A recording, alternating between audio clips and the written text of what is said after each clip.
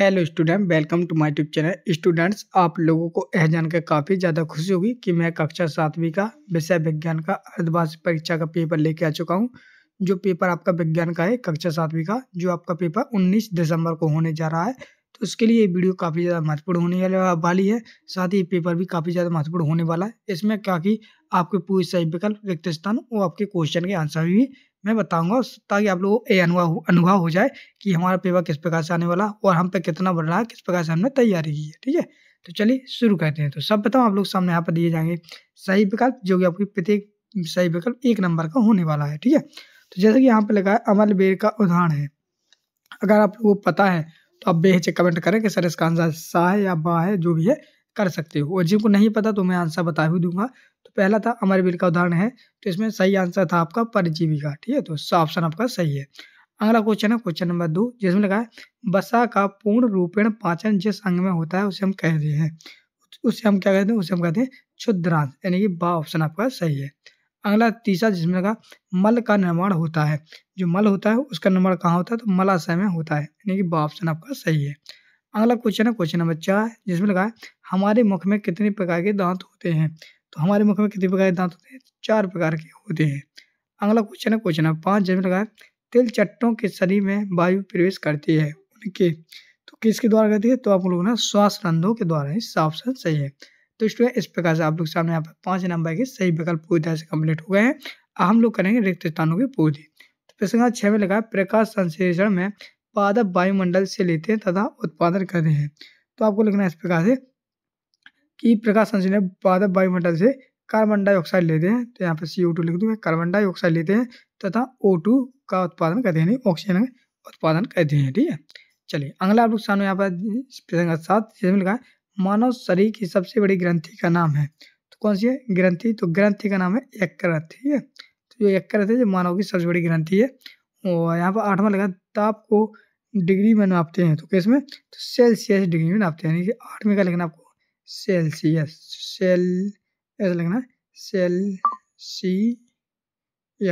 ठीक है, सेल्सियस आ जाएगा। तो आप लोग अगला है कि 9, जिसमें लगा है खाने के सोडे का रासायनिक नाम है, तो आप लोग लिखना है sodium carbonate, sodium hydrogen carbonate. ठीक है, तो इसका लोग सोडियम सोडियम हाइड्रोजन और कार्बोनेट। ठीक है, प्रश्न 9 का आंसर है। प्रश्न 10 में लिखा है हीमोग्लोबिन कोशिका में पाया जाता है, तो कौन सी कोशिका में, तो लाल रक्त में। ठीक है, लाल रक्त कोशिका में। ओके, इस प्रकार से आप लोग सामने प्रश्न 6 से 10 तक पूरी तरह से कम्प्लीट हो गया है। अब चलिए हम लोग करेंगे अति लघु उत्तर प्रश्न, जो क्वेश्चन नंबर 11 से 16 तक 2-2 नंबर के हैं। ठीक है, फिर यहाँ से आप लग जाए, जिसमें पहला प्रश्न है क्या पादप अपना भोजन किस प्रकार से बनाते हैं। प्रश्न नंबर 12 लिखा भोजन के घटक कौन कौन से हैं, तो इन्हें क्या कहते हैं। इसी प्रकार से यहाँ से लग जाते हैं आपके लघु उत्तर प्रश्न 17 से 22 से 3-3 नंबर में, और यहाँ 23 क्वेश्चन से लग जाते हैं 26 तक आपके दीर्घ उत्तर प्रश्न, जो कि 5-5 नंबर में दिए गए हैं।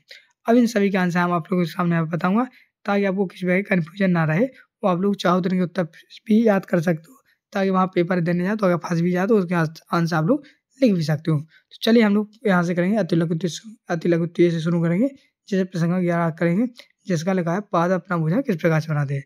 चलिए इसका आंसर देख लेते हैं। तो प्रश्न 11 लिखा था पादप अपना भोजन किस प्रकार से बनाते हैं, तो उत्तर लिखेंगे पादप अपना भोजन सूर्य के प्रकाश की उपस्थिति में जमीन से जल एवं खनिज लवण तथा वायु से कार्बन डाइऑक्साइड लेकर प्रकाश संश्लेषण द्वारा बनाते हैं। ठीक है, प्रश्न नंबर 12 था आपके सामने यहाँ पे भोजन के घटक कौन कौन से होते हैं तथा इन्हें क्या कहते हैं। तो इसका आंसर लिखेंगे यहाँ से कि कार्बोहाइड्रेट, प्रोटीन, वसा, विटामिन एवं खनिज आदि भोजन के घटक हैं, इन्हें हम पोषक कहते हैं। और प्रश्न नंबर 13 में लिखा था डॉक्टरी थर्मामीटर का परिसर क्या होता है, तो इसका आंसर यहाँ से लिखेंगे डॉक्टर थर्मामीटर का परिसर 35 सेल्सियस सी से 42 सेल्सियस सी तक होता है। अगला क्वेश्चन नंबर 14, जिसमें लिखा है उदासीन विलयन किसे कहते हैं। उत्तर लिखेंगे ऐसे विलयन जो लाल अथवा नीले पत्त को रंग को परिवर्तित नहीं करते हैं, उदासीन विलयन कहलाते हैं। और 15वां लिखा है क्रिस्टलीकरण किसे कहते हैं। उत्तर लिखेंगे किसी पदार्थ की शुद्ध तथा बड़ी अमाप के क्रिस्टल उनके विलयन से प्राप्त किए जा सकते हैं, इस प्रक्रिया को क्रिस्टलीकरण कहते हैं। प्रश्न नंबर 16 लिखा है श्वसन दर किसे कहते हैं, तो उत्तर लिखो कोई व्यक्ति 1 मिनट में जितनी बार श्वास करता है वह उसकी श्वसन दर कहलाती है। तो इस प्रकार से यहाँ से आपके दो नंबर की कंप्लीट हो गए हैं।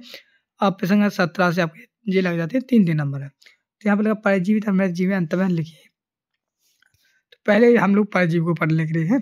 परजीवी को पढ़ेंगे तो परजीवी सजीवों को पोषण प्राप्त करते हैं। परजीवी बहुधा परपोषी के ऊपर तथा भीतर रहते हैं। परजीवी परपोषी जीवों को अमूल्य पोषकों के संचित मतलब वंचित रख करते हैं। ठीक, 3 हो गए। और मृतजीवी के भी 3 याद करेंगे। मृतजीवी अपना पोषण जीवों के मृत सड़े गले शरीर से प्राप्त करते हैं। मृतजीवी मृत और सड़े गले पदार्थों के ऊपर रहते हैं। और तीसरे लगेंगे मृतजीवी जिन जीवों से अपना पोषण प्राप्त करते हैं उन्हें हम किसी प्रकार का कोई नुकसान नहीं पहुंचाते। तो इस प्रकार से आप लोग सामने यहाँ पे आंसर पूरा कंप्लीट हो गया है। अगला क्वेश्चन है क्वेश्चन नंबर 18, जिसमें लिखा है क्या कारण है कि हमें ग्लूकोज से ऊर्जा तुरंत प्राप्त हो जाती है। चलिए इसका आंसर देखते हैं। इसका आंसर यहाँ से ग्लूकोज कार्बोहाइड्रेट का सरल रूप है तथा यह आसानी से विघटित हो जाता है। ग्लूकोज का कोशिकाओं में पहुंचकर ऑक्सीकरण को हो जाता है। यही कारण है कि हमें ग्लूकोज से ऊर्जा तुरंत प्राप्त हो जाती है। क्वेश्चन 19 में था आपका थर्मामीटर, डॉक्टरी थर्मामीटर की रचना का वर्णन करना है। तो उत्तर लिखेंगे डॉक्टरी थर्मामीटर में एक लंबी बारीक तथा एक समान व्यास की कांच की नली होती है। इसके कारण इसके एक सिरे पर एक बल्ब होता है। बल्ब में पारा भरा होता है और बल्ब के बाहर नली में पारे की एक पतली चमकीली धारी देखी जाती है। थर्मामीटर एक सेल्सियस स्केल भी होता है। क्वेश्चन नंबर 20 में लगा था उदासीनीकरण के प्रक्रम को एक उदाहरण देते हुए समझाइए। तो इसका आंसर हम यहाँ से लेंगे किसी अम्ल और क्षारक के बीच होने वाली अभिक्रिया उदासीनीकरण कहलाती है। इस प्रक्रम में ऊष्मा को निर्वक्त होने के साथ साथ लवण और जल निर्वत होते हैं। क्वेश्चन नंबर 21 में लिखा था आप यह कैसे दिखाएंगे कि दही का जमना एक रासायनिक परिवर्तन है। तो इसका आंसर हम यहाँ से लिखेंगे कि यहाँ से जब दूध में खट्टा पदार्थ डालकर इसे रात भर के लिए रखा जाता है तो यह दही में बदल जाता है। फिर दही को किसी भी प्रकार के दूध में नहीं बदला जा सकता। दही दूध से एक बिल्कुल भिन्न पदार्थ होता है, अतः दही का जमना एक रासायनिक परिवर्तन भी है। तो इस प्रकार से आप लोग सामने यहाँ पे क्वेश्चन का आंसर पूरी तरह से कंप्लीट हो जाता है। अगला क्वेश्चन देखते हैं। अगला क्वेश्चन आप लोग सामने यहाँ पे 22, जिसमें लगा है हृदय के कार्य बताइए। तो हृदय के कार्य लिखते हैं हम लोग यहाँ से। तो ये है हृदय के कार्य जो कि आप लोग सामने दिए। पहला लिखेंगे हृदय शरीर के समस्त अंगों एवं कोशिकाओं में शुद्ध रक्त प्रवाहित करता है। दूसरे लिखेंगे अशुद्ध रक्त को अंगों से एकत्रित करके फेफड़ों वृक्कों एवं यकृत में शुद्ध होने के लिए प्रवाहित करते हैं। और हृदय रक्त के माध्यम से सभी कोशिकाओं को जल में एवं अनुपयोगी पदार्थ संवहन करता है। तो इस प्रकार से आपके सामने यहाँ पे आंसर हो जाएगा। क्वेश्चन नंबर देखते हैं हम लोग 23, जिसमें लिखा है क्या हम जल में जीवित रह सकते हैं। ऐसे अनेक जीव हैं जो जल में रहते हैं, वे जल में श्वसन कैसे करते हैं। तो हम लोग यहाँ से आंसर लिखेंगे नहीं, हम जल में जीवित नहीं रह सकते, क्योंकि हमारे पास वो अंग नहीं है जो हमें पानी में घुलित ऑक्सीजन का उपयोग करने में सक्षम बना सके। जल में रहने वाले जीवों जैसे मछली एवं विशेष अंग गिल पाए जाते हैं जिनमें रक्त वाहिनियों की संख्या अधिक होती है जो गैस विनिमय में सहायता करती है। इस तरह से जीव जल में घुलित ऑक्सीजन का उपयोग करते हैं। तो इस प्रकार से आप लोग आंसर हो जाएगा। 24वां देखते हैं। 24 में लगा रहा लिटमस के बारे में आप क्या जानते हैं। तो इसका आंसर आप लोग यहाँ तक वीडियो को रोककर पढ़ सकते हैं, जो कि ये 5 नंबर में है।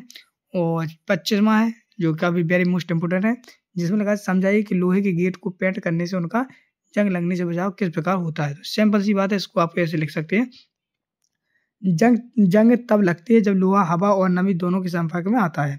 जब लोहे के गेट को पेंट किया जाता है तो यह हवा नमी और लोहे के बीच आपसी संपर्क को विच्छेदन कर देता है।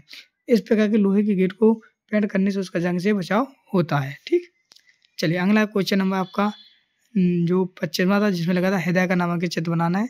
तो हृदय का चित्र आप लोग इस प्रकार से बना सकते हैं। काफ़ी ज़्यादा सरल है और कठिन भी हो सकता है कुछ लोगों के लिए, तो ट्राई करेंगे तो आपको बन ही जाएगा। चलिए इस प्रकार से आप लोग सामने यहाँ पर ये कुछ हृदय स्पंद दिए गए हैं और इस प्रकार से आप लोग सामने ये पेपर आपको पूरी तरह से कंप्लीट हुआ।